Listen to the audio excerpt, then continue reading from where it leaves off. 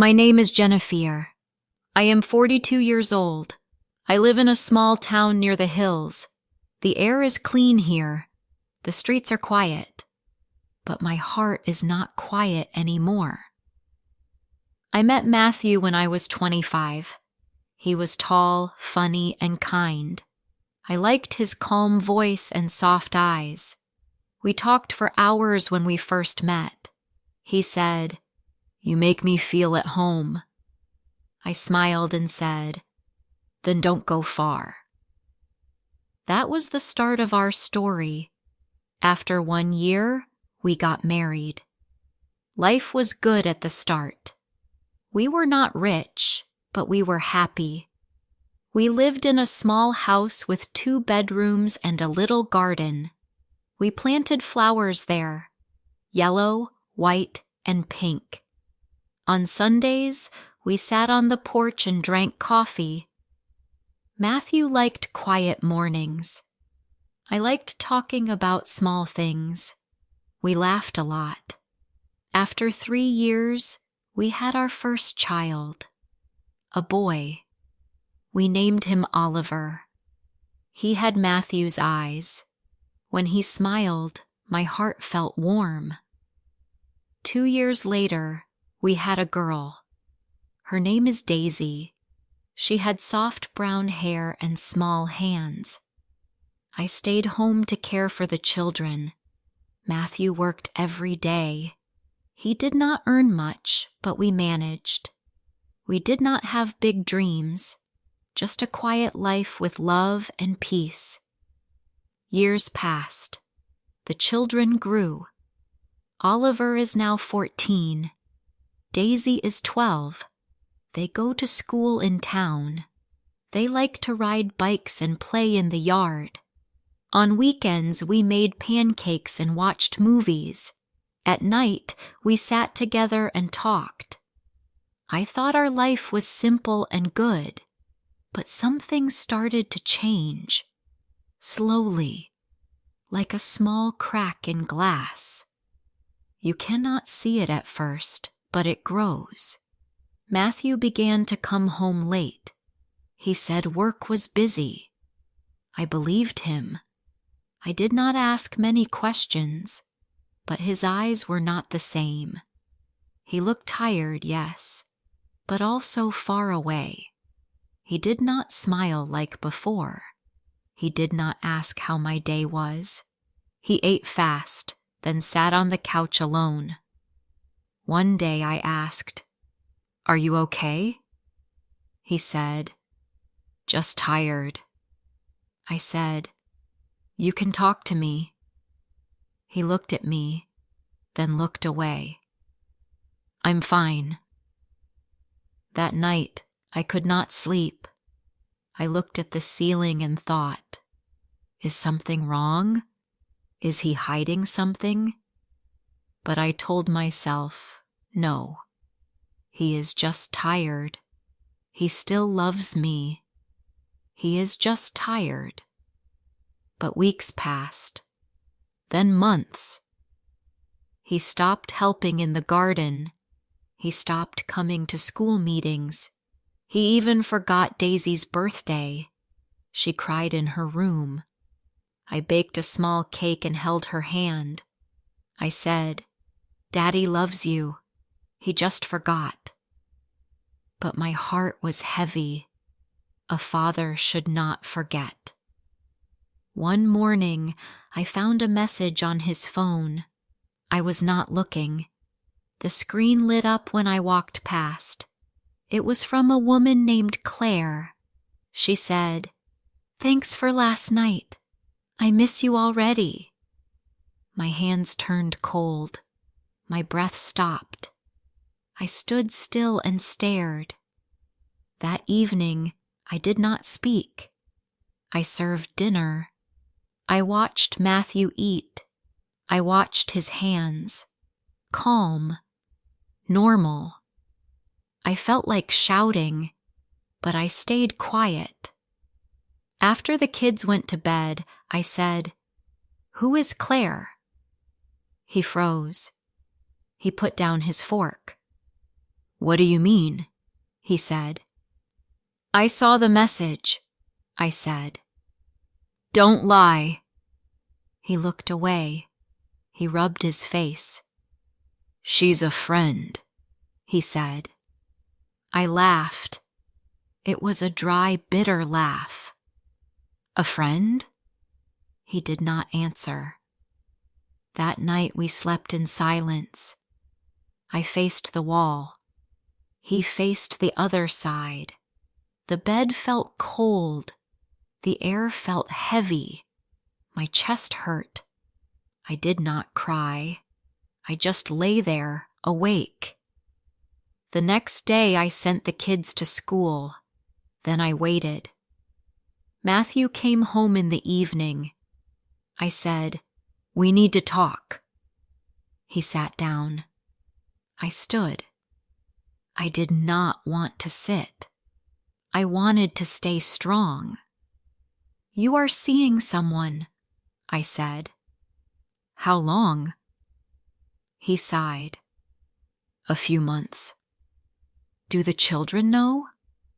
"No," he said. "I will not lie to them," I said. "They are smart. They feel things." "I don't want to leave them," he said. I looked at him. "But you left me a long time ago." He looked down. His hands shook. "I'm sorry." I said, "You are not sorry. You are caught." He said nothing. I wanted to scream. I wanted to cry, but I stayed calm. "You have to leave," I said. "Not today. Not this minute. But soon." His eyes filled with tears. "What about the kids?" "We will tell them together," I said. He said, "I can't live without Oliver." I looked at him. My heart broke again. "And I can't live without Daisy." He stood up and walked out of the room. That night, I sat in Daisy's room and watched her sleep. I touched her hair. I kissed her forehead. I closed my eyes. I prayed. I did not ask for much. Just peace. Just strength. Matthew slept on the couch. The next morning we spoke again. Not about love. Not about pain. Just about what to do next. And that is how it began. The end of us. 2 weeks passed. Matthew and I lived in the same house, but we did not speak much. The air between us was cold. The children felt it too. Oliver stayed in his room more. Daisy asked me, "Why is Daddy sleeping on the couch?" I just said, "We are having some hard days." Matthew avoided me. He came home late. He left early. When he did speak, it was only to the children. He did not look at me. He did not say sorry again. Maybe he felt too ashamed. Maybe he did not care anymore. I did not know. One evening I said, "We can't live like this." He said nothing. I said, "The children are not stupid. We have to tell them." He looked at me for the first time in days. "Are you sure?" I said, "They need the truth. They deserve it." So we sat down with them on Saturday afternoon. Oliver sat next to Matthew. Daisy sat beside me. I held her hand. Matthew cleared his throat. His face was pale. "Kids," he said, "Mom and I have something to tell you." Oliver looked up. Daisy looked at me. Matthew said, We are not happy together. We are going to live in 2 homes now. Daisy's eyes filled with tears. Why? I said. We tried to fix it, but it's not working. Oliver's face turned red. He looked at his dad. So this is it? You're leaving. Matthew said, I don't want to leave you. Oliver stood up. Then don't. Matthew reached for his hand, but Oliver pulled away. He walked out of the room. Daisy cried and hugged me. I held her tight. My heart felt like it was breaking into small pieces. This was not the life I wanted for them, but it was too late now. The next days were full of pain. Oliver stopped talking to me. Daisy would not go near Matthew. The house was full of silence. It was the sound of a family falling apart. Then one morning Matthew asked, Can we talk? We sat at the kitchen table. He said, I want Oliver to come with me. I looked at him. I did not answer. He's closer to me, he said. He talks to me more. He's like me. I felt anger rise inside me. And Daisy is like me. So what? Are we trading them? He looked down. It's not easy for me either. I shook my head. No, this is not a game. He said, I'm not trying to hurt you. I said, You already did. We sat in silence for a while. Then I said, Fine. If Oliver wants to go with you, I won't stop him. Matthew looked at me. His eyes were wet. And Daisy? She stays with me, I said. He nodded. Okay. We talked to the children the next day. It was the hardest thing I've ever done. We sat together in the living room again. The kids sat on the couch. I spoke first. We have something to say, and we want you to help us decide. They listened. I said, Daddy will live in a new place, and we talked about who will stay with who. Daisy started to cry again. I want to stay with you, she said. I hugged her. Matthew said, Oliver, I want you to come with me, but only if you want to. Oliver looked at me, then at Matthew, then back at me. He said, If I go with Dad, can I still see you? I tried to smile. Of course. You will always be my son. You can come any time. His voice was quiet. Okay. Then I'll go with Dad. Daisy shouted, No! Oliver looked at her. I have to. They both started to cry. That was the day the family truly broke. Not just 2 people, but 4 hearts. The weeks that followed were full of boxes, papers, and goodbyes. Matthew found a flat 2 streets away. It was small but clean. Oliver helped him carry bags.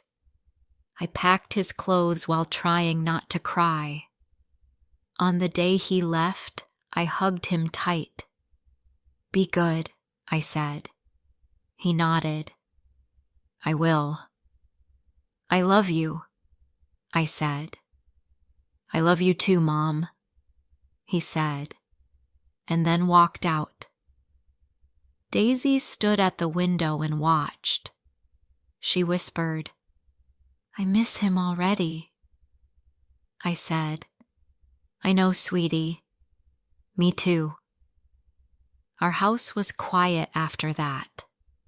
Too quiet. I kept Daisy close. We cooked dinner together. We watched cartoons. But every time I looked at her face, I saw the sadness. She missed her brother. She missed her dad. I texted Oliver every night. "How are you?" I asked.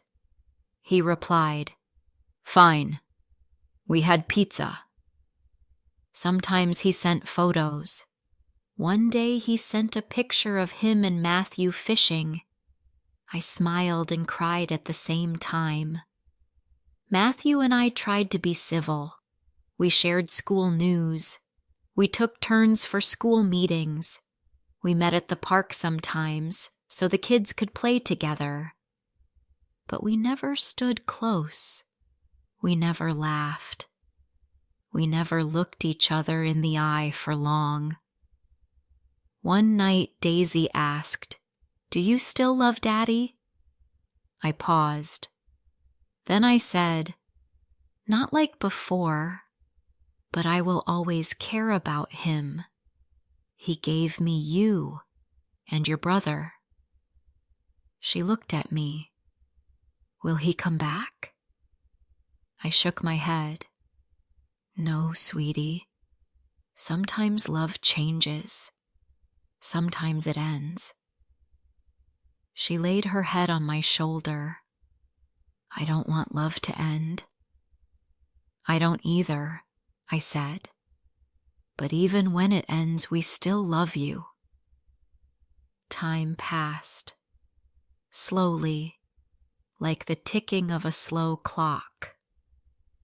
I watched Daisy grow more quiet. I tried to make her smile. Sometimes it worked. Sometimes not. Oliver visited us every weekend. Daisy ran to hug him each time. They played for hours. When he left, she cried again. One day I saw Matthew at the store. He was with Claire, the same woman from the message. They were holding hands. She looked young, pretty, full of light. Matthew saw me. His face changed. He let go of her hand. I walked past him. I did not stop. When I got home, I sat on the couch. I looked around, at the empty table, at the quiet room. I closed my eyes. This was not the life I dreamed of, but this was my life now, and I had to be strong for Daisy, for myself. A year passed. Things did not get easier.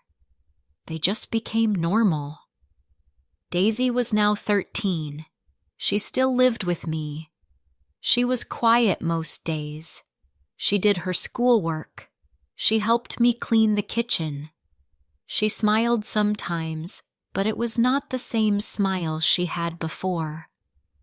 Oliver was 15. He lived with Matthew and Claire. He came every weekend. At first, he was happy to visit. He played with Daisy. They talked about school and games. But slowly, he started to change. He came late. Sometimes he did not come at all. He sent short messages like, "I'm busy this weekend," or "We're going out of town." Daisy asked, "Why doesn't he want to come?" I didn't have the answer. One day Daisy said, "Oliver likes Claire now." I said, "He can like her. That doesn't mean he loves us less." Daisy looked down. "He doesn't laugh with me anymore." I hugged her. Sometimes people change, but we can still love them. She nodded, but I saw the sadness in her eyes. I tried to stay strong. I worked a small job at a nearby office. It was quiet work, just typing and answering phones. I came home in the afternoon and made tea for Daisy. We sat and talked about her day. One afternoon she said, "Mom, can I stay with Dad for a few days?" I was surprised. "Why?" "I just want to try," she said. "I want to see if it's different." My heart felt heavy. I smiled. "Okay, you can go this weekend." That Friday, I packed her bag. I kissed her goodbye. She said, "Don't worry, I'll come back." But I still worried. The house felt empty without her. I sat on the couch and stared at the wall. I missed her laugh, her small footsteps, her voice. I waited for her call. It came Sunday evening. She said, "Can I stay a bit longer?" My chest hurt, but I said, "Yes, sweetie, you can."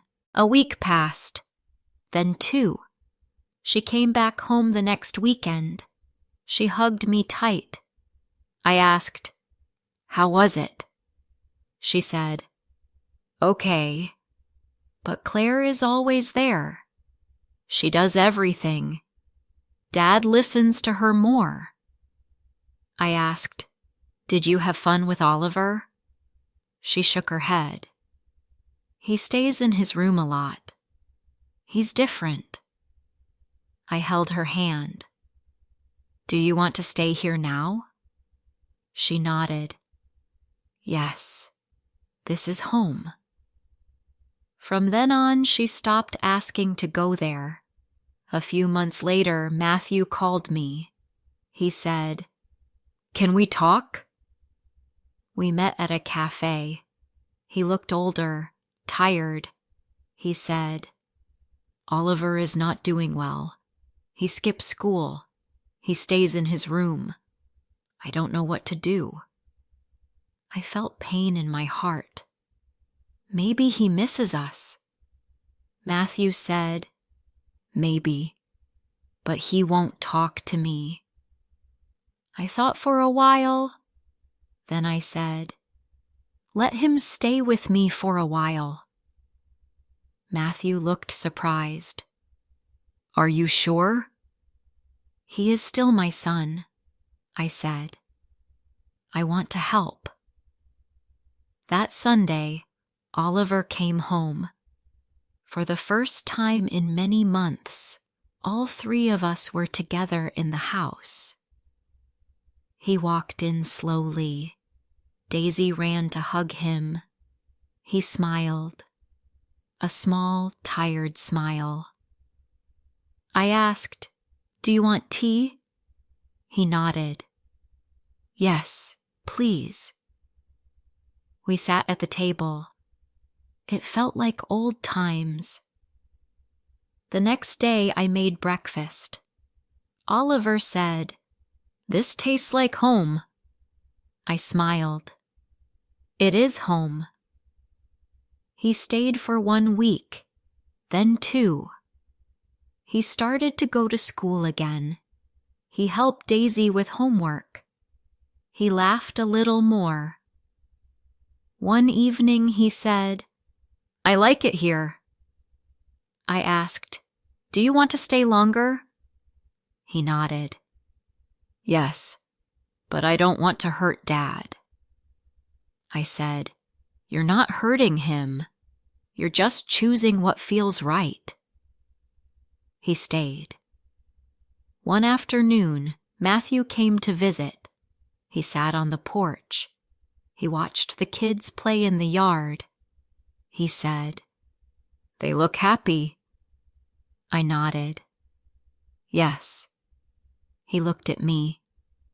"Thank you for this." I said, "They need both of us, but sometimes one place feels more like home." Matthew looked sad. "I miss them." You can still see them, I said. They still love you. He nodded. I know. I just wish things were different. I said nothing. I also wished that, but some wishes do not come true. Time moved on. Daisy turned 14. Oliver turned 16. They were growing fast. They had friends, hobbies, dreams. But the scar from our broken home stayed. One evening, Daisy said, I want to be a teacher one day. I smiled. You will be a great teacher. Oliver said, I want to work with computers. I said, then you should study hard. They both laughed. The house was full of light that night. After dinner, I sat alone for a while. I looked at the photos on the wall. There was one of all 4 of us, taken years ago. We were smiling, standing in front of our garden. I touched the frame. My eyes filled with tears. I whispered, we were happy once. But I did not cry. Not this time. Because even though life broke us, we were still standing. And maybe, just maybe, we would be okay. Another year passed. Oliver turned 17. Daisy was now 15. They were no longer little children. They were taller, stronger, and more quiet. They did not fight like before. They spoke kindly. They helped each other. They had grown up in a house that broke once, but somehow they became strong. I watched them every day with love and pride. Even in the hard times, they stayed close to me. They were my reason to wake up each morning. One summer evening, Daisy said, Mom, I want to visit Dad. I smiled. That's a good idea. I haven't seen him in a while, she said. Maybe he misses me. He does, I said. That weekend, she went to Matthew's house. Oliver stayed with me. We cleaned the kitchen and played music. He looked taller than ever now. His voice was deeper. He said, I might get a job next month. I said, that's good. Dad said he can help me find one, he added. I nodded. You should talk to him. Oliver looked down.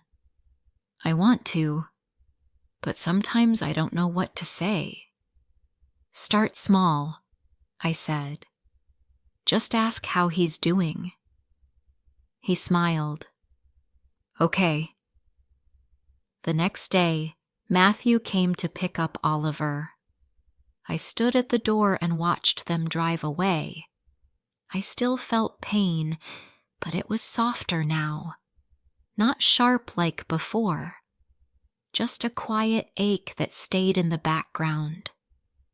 I sat alone on the couch and looked around. The house was calm. I made tea and sat by the window. The wind moved the trees. The sky was orange with the sunset. I thought about the past. I thought about when we first moved into this house, when Matthew and I planted the flowers, when the children played in the dirt, when we laughed together. Now, the garden was full of weeds. The flowers were gone, but the children were still here. That was enough. Daisy came back that Sunday. She was quiet at first. Then she said, Claire is different now. I asked, what do you mean? She talks more. She asked me about school. She gave me my favorite cookies, Daisy said. I smiled. That's nice. I think she wants to be close, Daisy added. But I'm not ready. You don't have to be, I said. Take your time.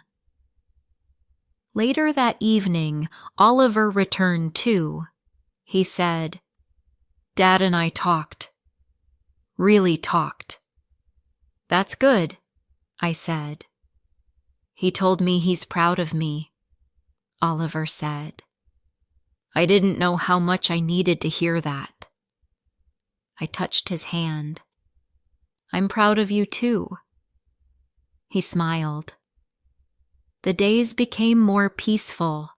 Daisy started painting again. She painted trees, houses, and birds. I put her pictures on the wall. Oliver read books and worked on the computer. He helped me fix small things in the house. One morning, I got a call.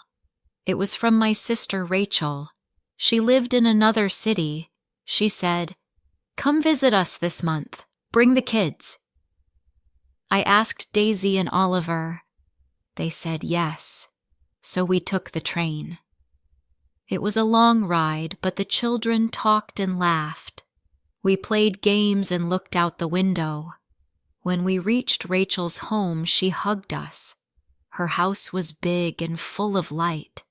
Her children ran to meet mine. They laughed and played right away. That night, I sat with Rachel in the kitchen. She poured tea and said, "You look stronger now." I nodded. It took time. She asked, "Do you still miss him?" I looked at the floor. Yes, but not like before. I don't want him back. I just miss the dream. The dream? She asked. The dream of a happy family, of a full home. She touched my hand. You still have a family. You still have love. I smiled. Yes, you're right. After the visit, we returned home. The air was cool. Autumn was near. The leaves turned yellow. I swept them from the porch each morning. It felt calm. It felt like healing. One Saturday, Matthew called. He asked if we could all have lunch together, all four of us. I was quiet for a moment. Then I said yes. We met at a small place in town. We sat at one table. Matthew sat across from me. Oliver and Daisy sat between us. We ordered food. We talked about school, work, and funny stories from the past. Matthew looked at me and said, "Thank you." For what? I asked. For not turning the kids against me, he said. I said, they needed their dad. I wouldn't take that from them. He looked down. I know I failed you. I didn't speak. He said, but I'm trying to be better now. A better father. A better man. I nodded. Good. We finished lunch. Daisy laughed at something Oliver said.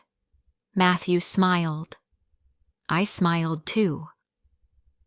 After lunch, we walked to the park. The sun was warm. The children walked ahead. I watched them, side by side. A brother and sister who had been split, but never truly apart. Matthew walked beside me. We didn't speak for a while. Then he said, I'm glad we can be like this. I said, it's not perfect, but it's peace. He nodded. Yes, it's peace. The next few months passed with more peace than pain. Daisy turned 16. Oliver got his first job. He worked at a small repair shop. He saved money. He looked happy. One evening I asked, "Do you still want to work with computers?" He said, "Yes, I want to build something that helps people." "You will," I said. Daisy said, "I want to teach art to little kids." "You'll be great," I said. I looked at them, my 2 children, and felt full. Not because life was perfect, but because we had come through the storm. One day, I went to the garden. The weeds were still there. I pulled them out, one by one. Then I went to the store and bought new flowers. I planted them myself, yellow, white, and pink, the same colors we had years ago. The next morning, Daisy saw the flowers.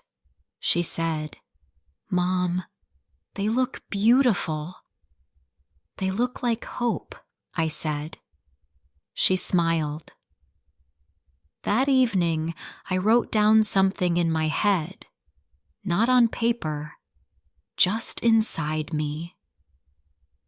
We split everything, even our children, but time gave us something new, a different kind of family, not perfect, but real and strong. And that was enough for me.